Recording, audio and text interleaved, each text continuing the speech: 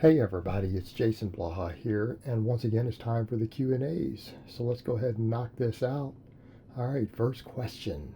Can smaller exercises like curls be done every day? Assuming you don't take them to failure, do they recover faster than bigger muscles? What even makes a muscle recover faster than the 48-hour rule in the first place? You know what, brother? I recently did an entire video on this that we don't need to be concerned. They're asking the wrong question. It's how long to take a muscle to recover. There is no 48-hour rule.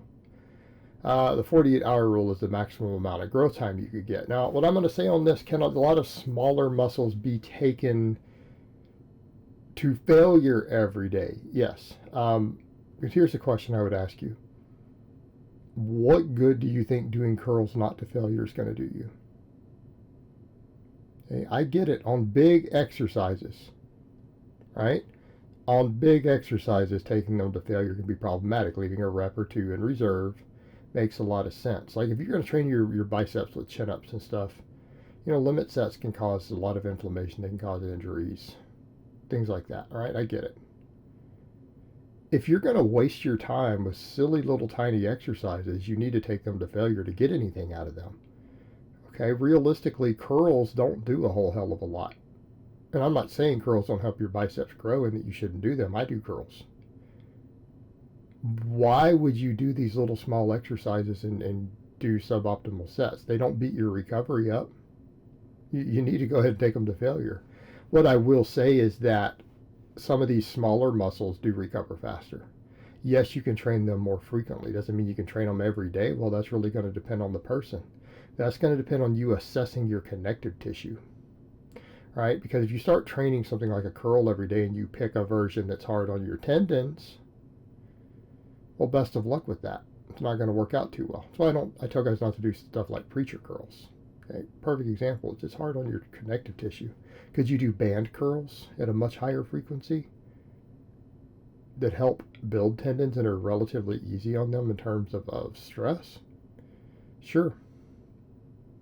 Would I do a stretch position movement like an incline curl every day? I don't know about that.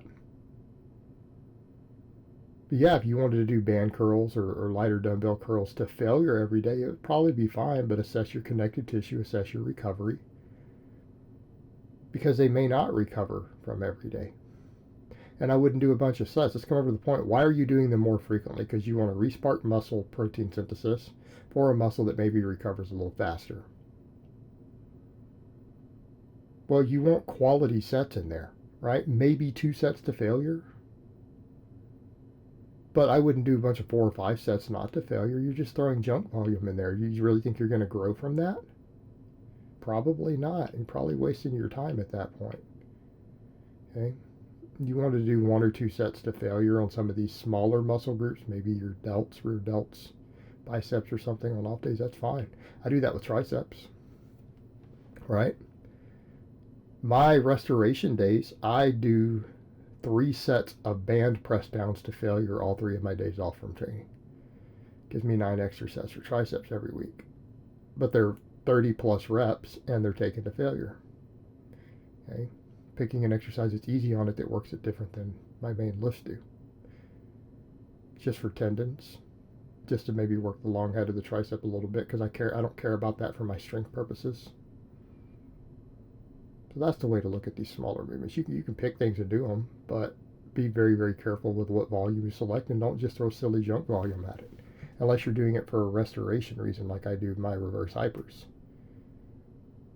All right, next question. Hi Jason, I've just started training and would like to follow your novice program. I don't have a squat rack yet. It would be an investment I make over the summer. At the moment I am cleaning the weight and lifting it over my shoulders and doing back squats at 20 reps. Can I start your program but just use high rep squats in the short term?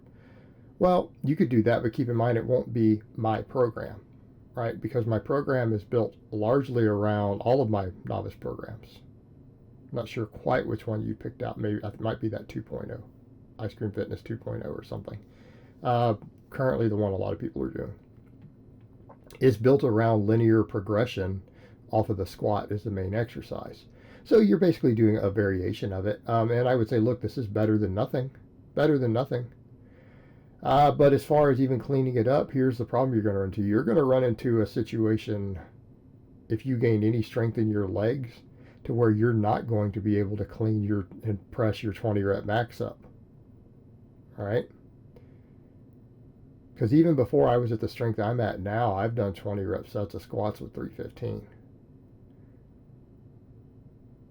There's no scenario in which I can envision cleaning 315 up and pressing it over my head to put on my back. Okay, not going to happen. Just giving that as an example. And you're going to be obviously a lot less weight than that, but I think you can see what I'm saying here. Because realistically, even if you get to where you can do 135, and 135 press up over your head, you're kind of getting out of novice territory at that point. It's nothing for 20. Like after 3 months of training, you should be able to easily, it would be a warm up to do 20 reps with 135 on the squat. So here's what I'm going to recommend instead. Look into what's called Steinborn squats. Steinborn. That's the where you load the barbell up and stand it up upright and you roll it over onto your shoulders. Now you're still going to have to do really high reps, but I think you might find that more effective. Your other option, you can always clean and front squat for a little while. Again, you're going to have to do very high reps. You can do Steinborn squats, but you're going to have to do some different squat variation to make this flow. In the meantime, though, you got a lot of work you can do off the floor.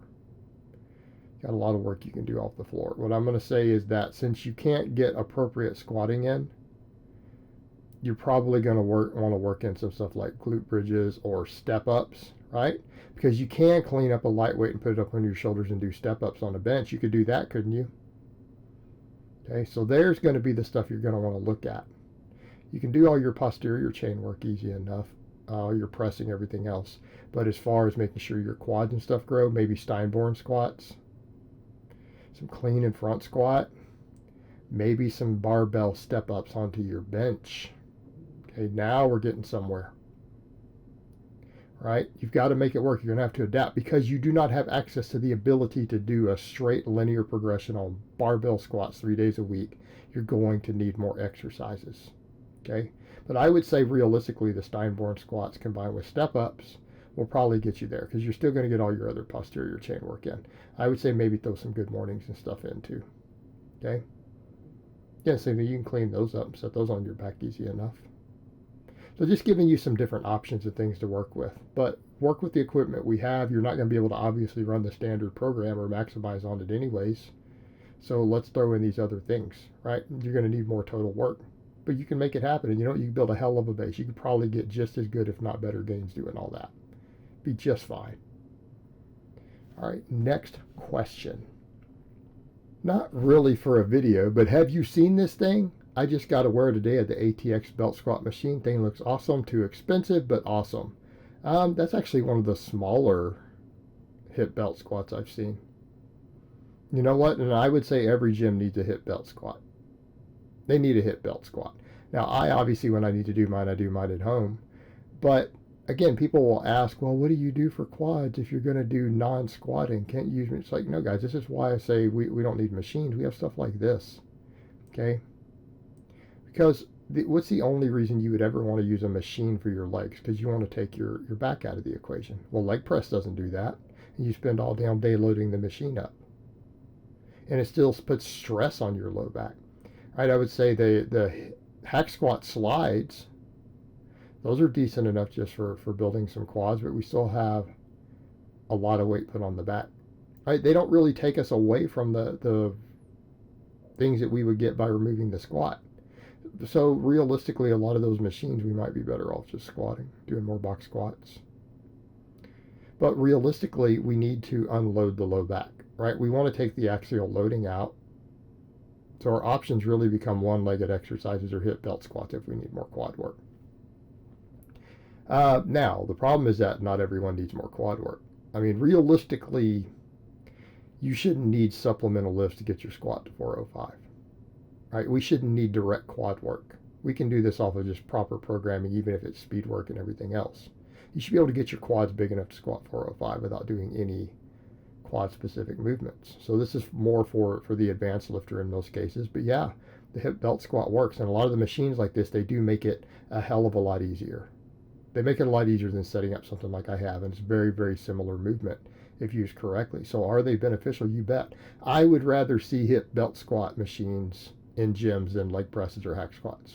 Okay, realistically, this is a much, much better device. But this also assumes that you're probably barbell squatting on top of it.